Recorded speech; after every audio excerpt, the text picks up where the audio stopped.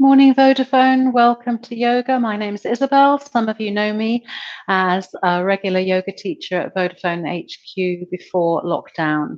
If you're watching for the first time, then take the low options, listen to your body, and take care. Some of the movements are very straightforward, others assume a little bit of knowledge of yoga. So I will try and explain everything as we go through. If you have any injuries, if you have any special conditions, issues with your shoulders or your wrists or your knees or ankles or hips, then take special care and take the options that are offered. They are there to make the practice more accessible to you. Okay, so we're going to begin in semi-supine. Feet flat onto the mat. Have a strap within reach if you think it might be of use to you. Lie down on the floor with your feet up towards the sky and your knees up towards the sky. Did I say your feet? It suddenly occurred to me that I've changed my terminology for teaching outdoors and we're now back in a room.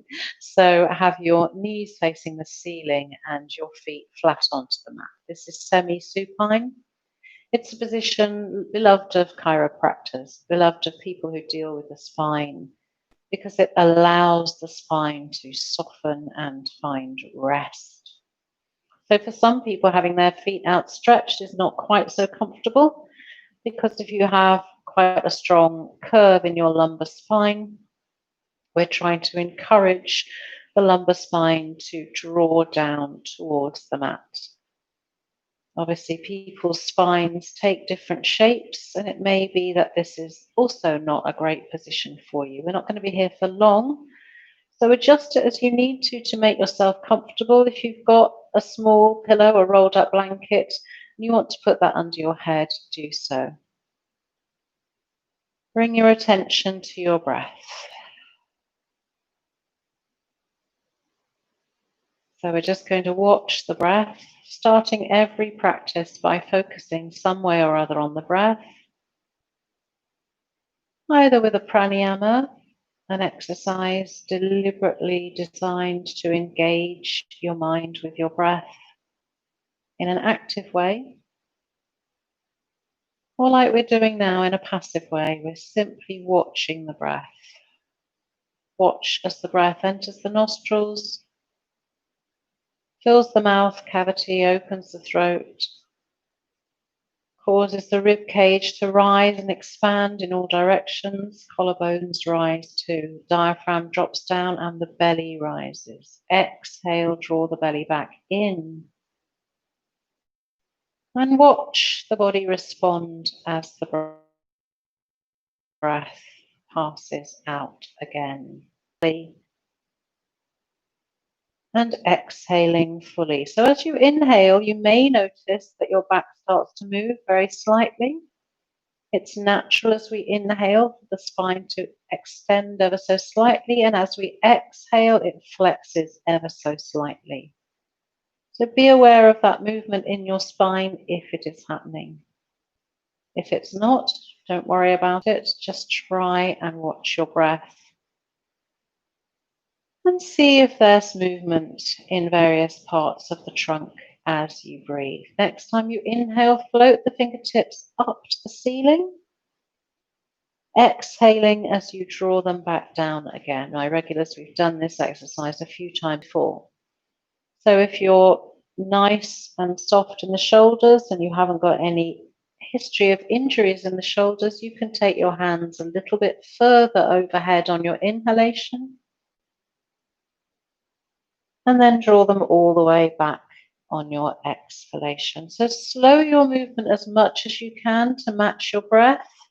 Long, slow, steady breaths. As you inhale, the chest will rise ever so slightly, but keep gently tucking your rib cage towards your hips so that you don't get an exaggerated arch in the trunk when you take the hands overhead. If that starts to happen, don't take the hands quite so far.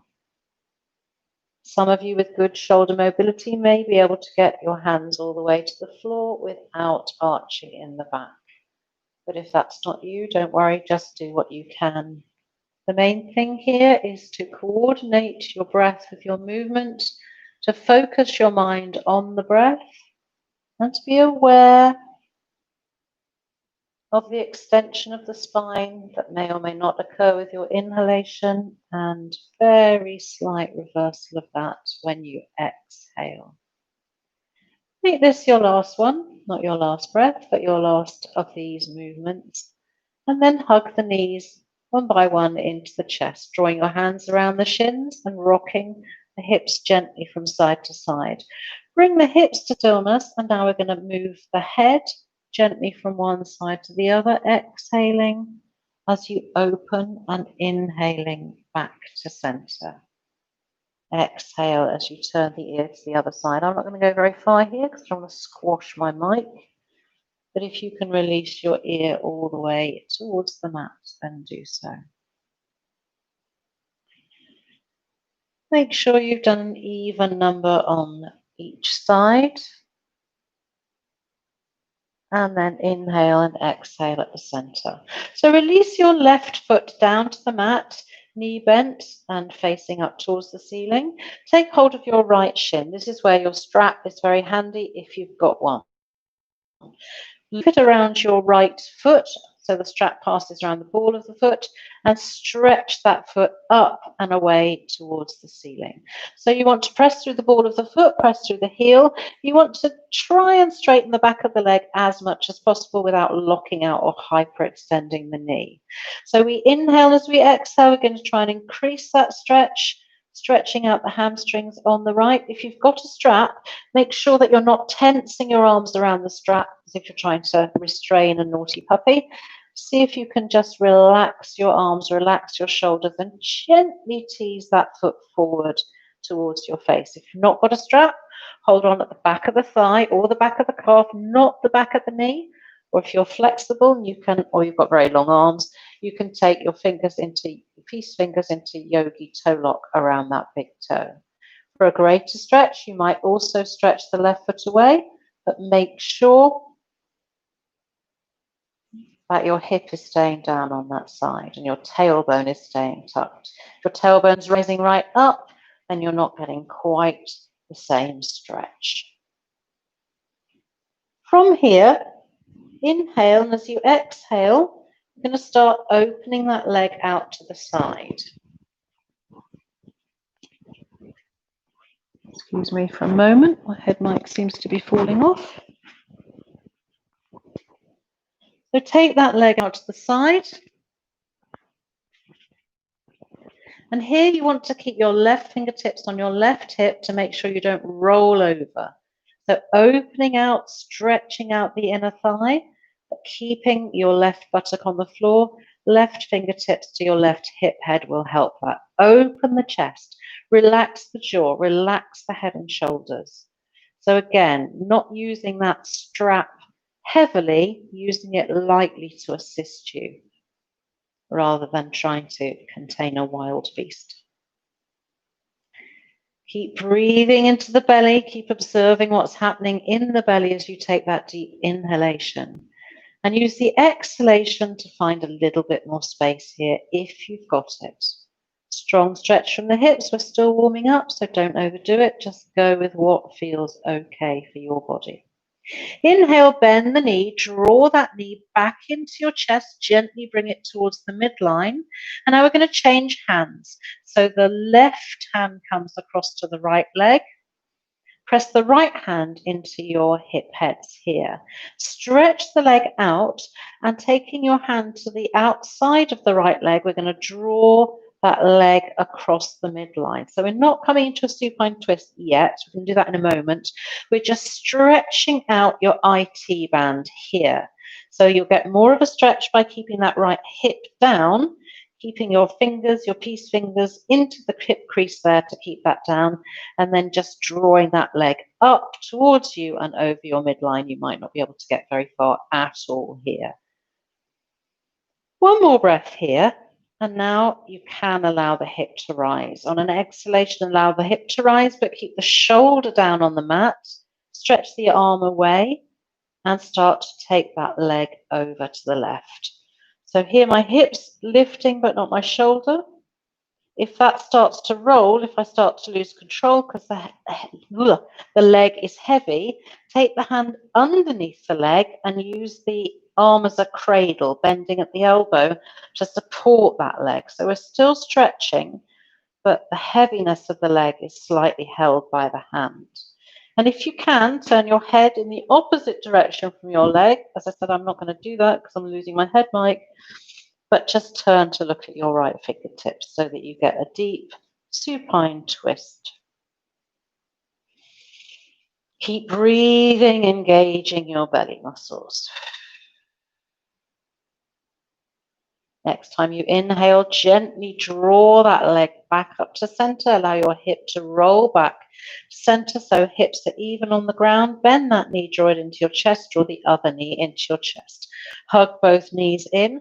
Just rock gently from side to side, just so that your hips even off, and then we'll stretch the other side.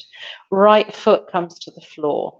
Left foot's going towards the ceiling. Use the strap now, if you've got one, to wrap around the ball of your left foot. If you weren't here at the beginning, if you haven't got a strap, you can use a tie, a belt, a towel, or you can just operate without it. It's not absolutely essential, but it does help if your fingertips don't reach your toes.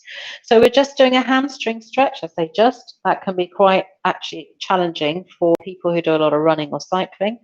We're trying to draw the toes towards the face, pressing through the heel, pressing through the ball of the foot. So we're keeping the foot active. We're not floppy here. We're trying to activate the back of the leg here. Stretch the right leg away if you want to, but keep your right hand on your hip head here and keep your tailbone down. Inhale and exhale. Try and find a deeper stretch if you can. Toes come up towards your face. Couple more breaths here. So make sure you've got your peace fingers on your right hip here so you're not going to roll. And we're going to start to take that left leg out to the side.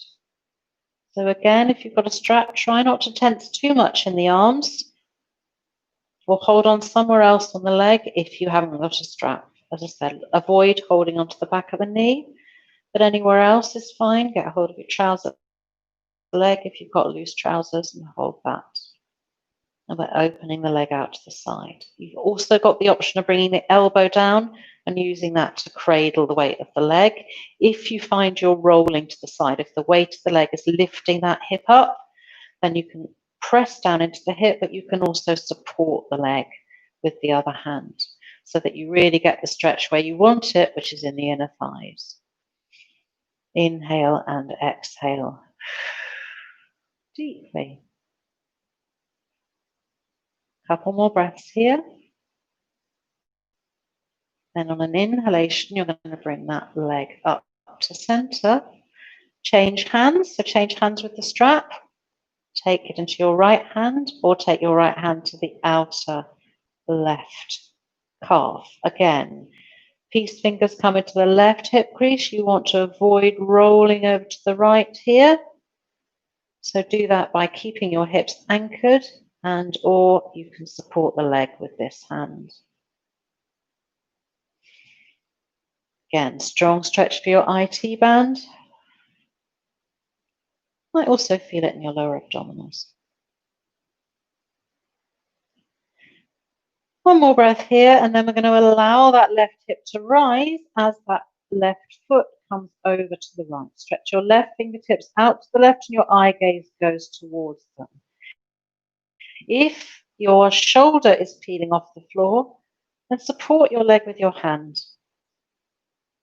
So there's not so much weight drawing you over to one side. So here we've got a supine twist.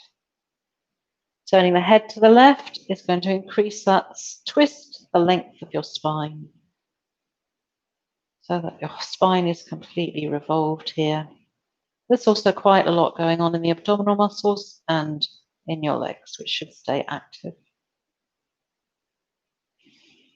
Breathing deeply. Inhale, gently draw that leg back up to center, roll back to center, hug the knee into your chest, hug the other knee into your chest, rock the hips from side to side, bring the hips to stillness and turn the head. Now bring your hand to the back of your thighs and start to roll up through your spine. Don't come onto your head, but rolling between your shoulder blades and coccyx is fine. Maybe you come up to seated. It's just my hip popping. Otherwise, come up to seated any way you can. So we're taking a cross-legged pose here.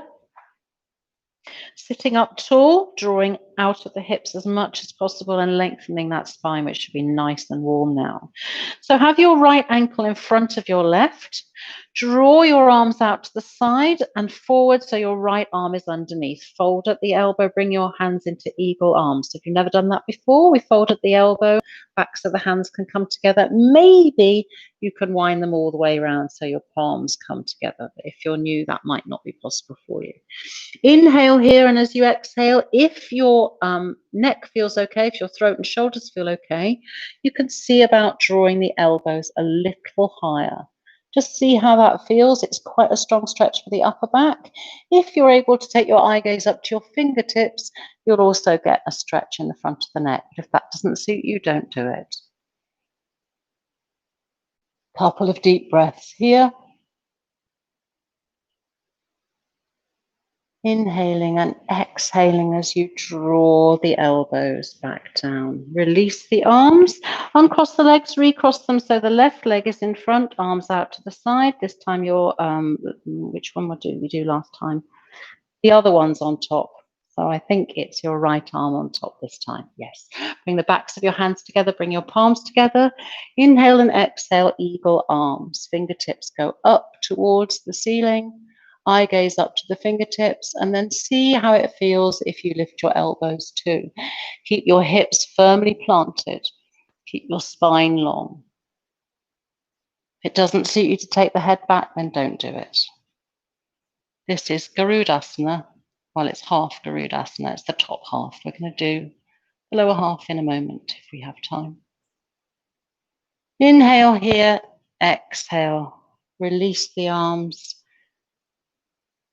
And let's come up to standing. So find your way up to standing any way that you can.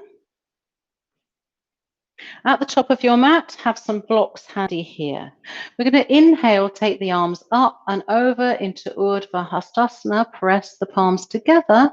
And then as you exhale, part your fingers, draw your elbows down and open your chest. So some people call this cactus arms or goalpost arms. We inhale, we take the arms up and over. Keep the knees slightly soft here. Exhale, draw the elbows down. We'll do that one more time. Inhale, stretch away. Exhale, draw the elbows down. Take the elbows slightly forward and the palms slightly back. So you're tilting your palms to face the ceiling and maybe taking a little bit of a back bend here. We inhale, we take the arms up and over again, we bring the palms together, we draw them down the midline of the body and come into a forward fold at the top of your mat. Clasp your elbows and just swing gently from side to side. Baddha Hastasana. Bring yourself to the center, place your palms firmly into the mat. Inhale, take your right leg back into a low lunge. Pause here in your low lunge, level off your hips, take your eye gaze forward and up. Inhale, and as you exhale, bring your right foot to the mat, take the arms up and over, open the chest and come into Warrior Two. So in Warrior Two, you want your back foot parallel to the short end of your mat. You want your hips opening to the long end of your mat and your front knee going to the front end of your mat. Inhale and exhale, find a bit more depth here if you can. Inhale, flip the front palm, Vipariti Virabhadrasana, opening up the left side of the body, staying really low in the hips here. From here, we inhale and we take the right arm forward, we lift the right heel, and then we come into Alanasana or crescent lunge. You might need to adjust the back foot here if you're really, or your carpet might slide from under you. If you need to bring the back heel down, then do so. You're trying to get your hips level here. Go deeply if you dare. So if this is too much, come into warrior one, bring that back heel down. Otherwise, we inhale, we draw the elbows back and the palms up, maybe take a bit of a back bend. Then we take the arms up and forward and exhale, go a bit more deeply into the lunge. Inhale, extend the spine here. Sorry, yes, extend the spine here. Exhale, stretch forward, press your palms together and lean forward. Inhale, come back into your crescent lunge. Exhale, we're going into a twist now, so your right arm comes forward and your left arm comes back. Inhale back into your crescent lunge. Bring your hands to your heart center, and as you exhale, slide that back foot in, and we're coming into eagle. So I'll just turn to the front so you can see me. Take your right leg across, crossing here, and maybe bringing it to the back of the calf, and then your right arm underneath, just as we did in the warm-up, eagle arms. So with arms we've already done, the legs go in a sort of double wrap, if that's possible for you. Tuck the tailbone under, lift the chest, and lift the elbows if you can. Hold it here. To come out of it, we're just going to gently unwind everything, stretch back, and come into a low lunge. Draw your shoulders back and down, look forward. From the low lunge, bring your back foot in a little bit, press the heel down so your legs are at a 45-degree angle, the back legs at a 45-degree angle as we were doing warrior one, and stretch the front leg out. Here's where your blocks are handy if you've got them within reach. So if you need a block here under each hand, if that's available to you, that's going to make this pose more accessible. Keep the hips level, keep drawing the back hip round and the front hip back, lengthen the spine, make your back as long as possible here, and then fold. Lift the back heel, draw your back heel in to meet your front leg, exhale in forward fold, inhale, take the arms up and over, press your palms together and exhale. We're going to do that on the other side. I'm going to change ends so it's easier to see me.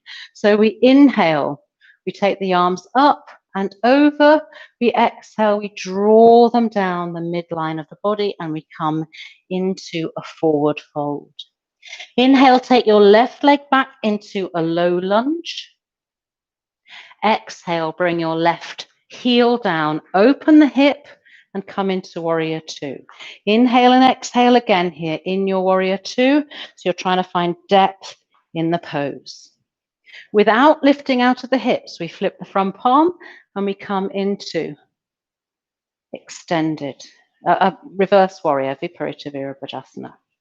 And then from here, the back arm comes forward, the back heel lifts, and set up your lunge here. Oh, carpet's going the other way now.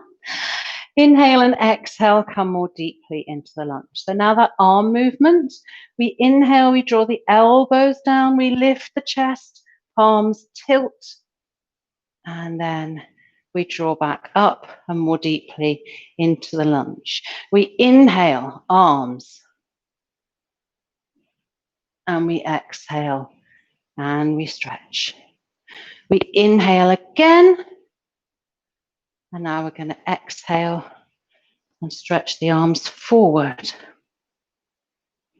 Inhale into your crescent lunge. Now we take that revolve, left arm forward, right arm back. Maybe lift the front arm, take the back arm back and down. Inhale, arms come forward and we lift.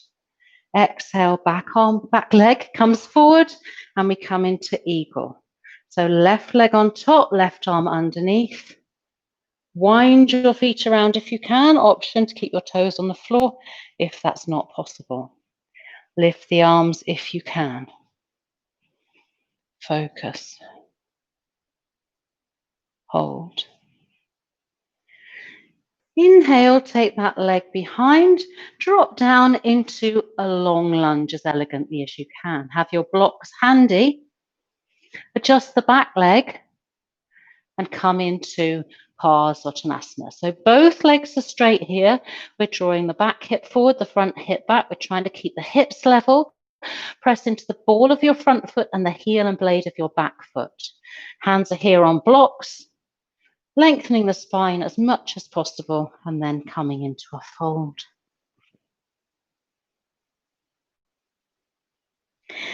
Inhale, lift, bend the back leg, bend both knees, bring the back leg in. We come into that forward fold again. And then we inhale as we draw up to Urdhva Hastasana and exhale into Tadasana. So you might want a firm surface underneath you. If your mat's quite spongy, or if it's like mine, it's slipping all over the floor, then maybe come off the mat if that's appropriate to you. Have your strap handy if you've got one. So we're going to do Utthita Hasta Padangusthasana, hand to big toe pose. Standing with the hips level, draw one knee in. If you've got a strap here, round the ball of your foot. So it's very similar to what we were doing on the floor. We did the supine version. So we draw the knee in, we exhale to send it out. We're going to take a few breaths here.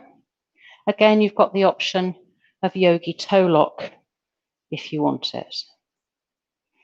Holding in this position, and then if you can, migrate to taking it out to the side. Keep the shoulders relaxed, the chest open, lift out of the hips if you can.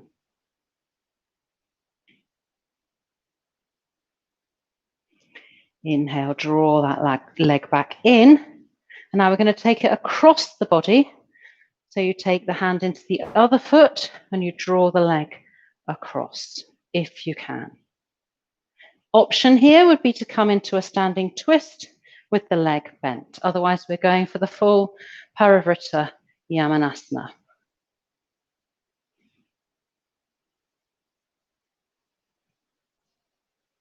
Inhaling and exhaling, coming back to center. So take your strap around the other leg if you're using a strap, around the ball of the foot. Weight into the right leg. Draw the knee into the chest. Draw it up and stretch it away. So you've got some options here. If you haven't got a strap, you can just hold on under the thigh, or again, you can take yogi toe lock to your foot if that's appropriate. Float the other arm away and keep it on the hip, your choice. Inhale and exhale. Going to hold here for a few counts. And then when you're ready, take it out to the side. Again, lifting from the hip, try not to tense in the arms, so adjust your strap as necessary.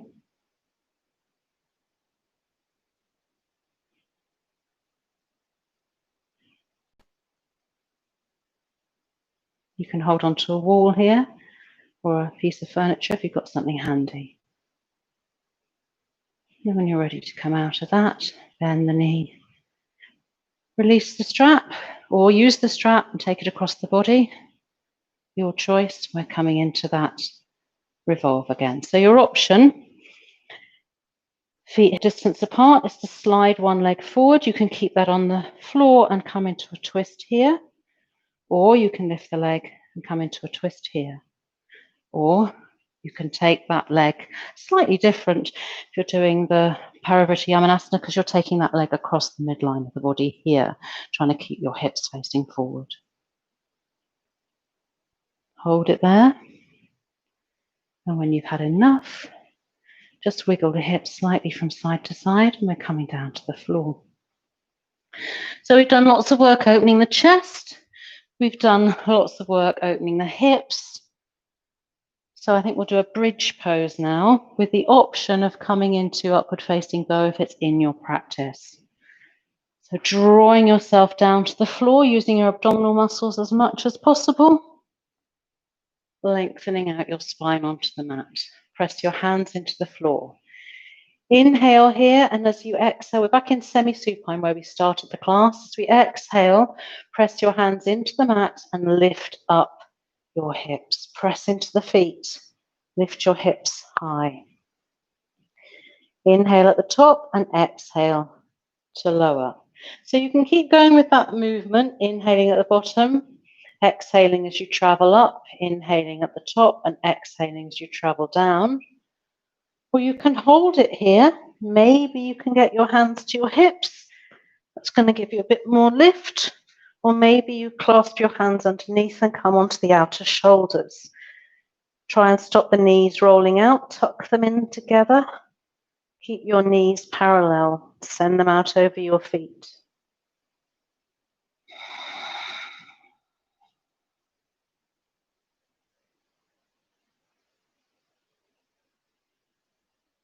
Holding here for 3 to 5 breaths. If you were in upward facing bow, then come out of it now.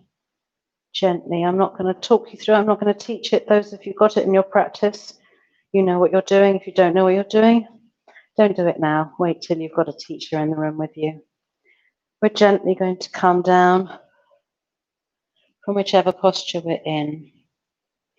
Hug the knees into your chest. If you've got a bolster here, and you can just lift yourself up and lay the bolster behind you, then that might be really nice for Supta Baddha Konasana.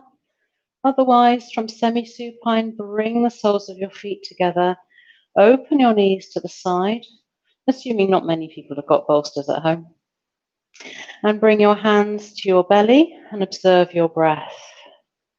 Or you can support your thighs with your hands, like a cradle, like we did in Supta Baddha Konasana. Or you can bring your hands to your inner thighs and continue to work with that gentle release of the hips. So we've worked on releasing the hips. We've done a lot of work stretching and opening the chest and the shoulders as well. These are areas that can really suffer if we're seated for long periods of time. So stretching out, opening and enlivening the body.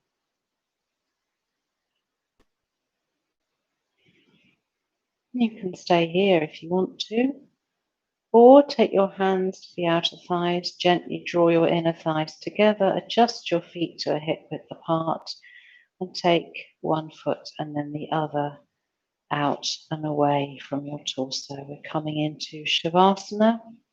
Allow your feet to flop open to the sides. Release your hands so the backs of your hands come to the mat and your palms face the ceiling.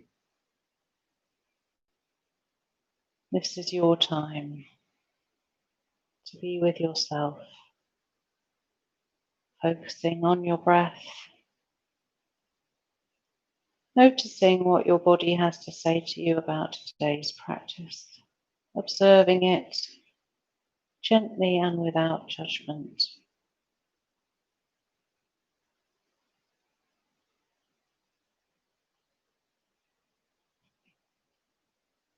Take long, deep breaths here. If you're able to stay here, and I hope that you are, give yourself 5 or 10 minutes of quiet time, connecting with your breath and enjoying the fruits of your practice. Whether you're staying here or going back to work immediately, I wish you a good day, and I hope that you'll join me on Thursday. Until then, namaste.